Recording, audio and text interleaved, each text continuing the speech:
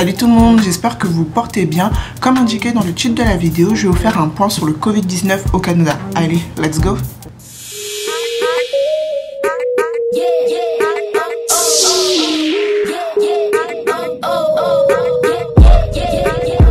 Mais avant de commencer, je t'invite à t'abonner à ma chaîne, mais aussi à me rejoindre sur Instagram si ce n'est pas déjà fait, car c'est là que je suis le plus actif. Le 18 mars, le Canada a fermé ses frontières aux non-ressortissants canadiens et depuis le 21 mars aux États-Unis, et ceci jusqu'à nouvel ordre. Les autorités provinciales ont instauré des mesures de détection des symptômes, des questions supplémentaires dans le formulaire déclaratif d'entrée sur le territoire, et selon les provinces, il peut y avoir des mesures supplémentaires. J'ai de la lumière qui rentre. Ça fausse mon réglage. Le gouvernement canadien a demandé à toute personne qui le peuvent de rester chez soi et de faire du télétravail si possible et d'éviter de sortir si c'est pas nécessaire. Pour l'instant, le confinement n'est pas forcé mais très fortement recommandé avec une distanciation sociale de 2 mètres. Les rassemblements de plus de 3-4 personnes dehors ou chez soi sont interdits, sauf pour les personnes qui vivent dans le même foyer. Pour l'Ontario, certains transports sont fermés, voire réduits, mais une grande majorité reste ouverte. Les musées, les salles de concert, les attractions touristiques sont fermées, les écoles aussi sont fermées, certaines garderies restent ouvertes et certaines universités font des cours en ligne.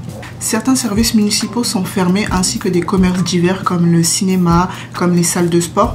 D'autres commerces divers peuvent être ouverts mais les horaires seront réduits. Après, tout ce qui est supermarché est ouvert, les banques aussi sont ouverts, les beer stores aussi sont ouverts.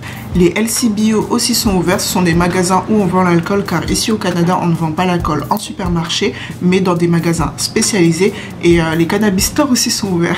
Le traitement des demandes de permis est suspendu pour tout ce qui est demande de résidence permanente ou de citoyenneté. Si vous avez fait votre demande avant le 18 mars, elles vont continuer à être traitées mais il peut y avoir du retard. Depuis peu, toute personne ayant une lettre d'entrée qui arrive bientôt à expiration est invitée par le ministère de l'immigration canadienne à faire une requête par le formulaire que je vous mets en barre d'informations si c'est votre cas. Moi, j'avais fait ma demande la veille de mon départ et bien sûr, elle a été refusée. Après, je me dis qu'à ce moment-là, c'était pas leur priorité et puis que eux, comme ils fermaient leurs frontières le 18, moi j'arrivais le 17 et j'ai fait ma demande la veille. Ils ont dû se dire, mais meuf, au fait, tu peux arriver quoi. Bref, depuis le 26 mars, certains travailleurs temporaires étrangers et certains étudiants peuvent rentrer au Canada s'ils le peuvent. Et toute personne arrivant, même canadienne, doit s'isoler pendant 14 jours, même si elle n'a pas de symptômes, c'est obligatoire. Si tu as réussi à arriver au Canada, je te conseille vraiment de respecter ces 14 jours de confinement, car j'ai vu aux informations que certaines personnes vont me dénoncer si tu ne le fais pas. À ce jour, il y a eu 565 931 tests faits, 37 382 cas confirmés, 1728 décès et environ 13 000 guérisons sur tout le territoire canadien. Les provinces les plus touchées par le Covid-19 sont en premier le Québec, ensuite suivi de l'Ontario, après Alberta et de la Colombie-Britannique. Comme dans tous les pays confinés, il y a un ralentissement de l'économie et une augmentation du chômage.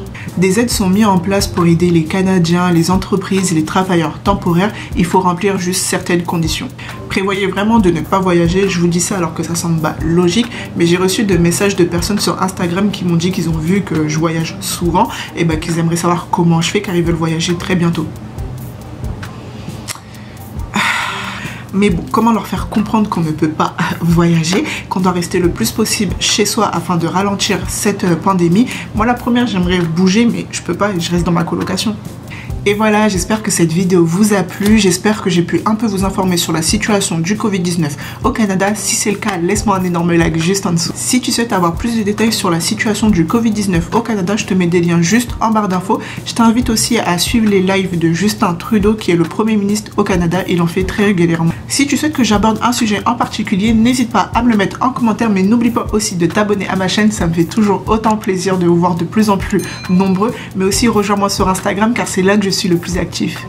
En tout cas, nous on se dit à très vite. En attendant, prenez soin de vous et surtout restez chez vous.